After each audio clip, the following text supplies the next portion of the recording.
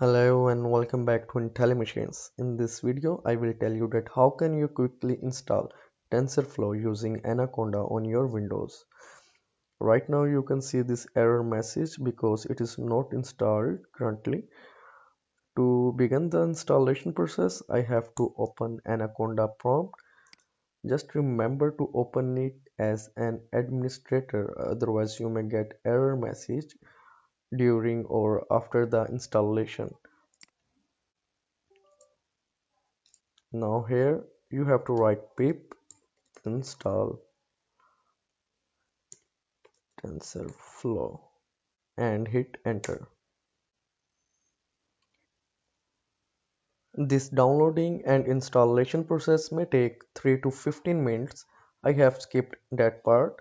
So once it is successfully installed, you can go back here and run this command again. Now here you can see our TensorFlow installed version. Thank you very much.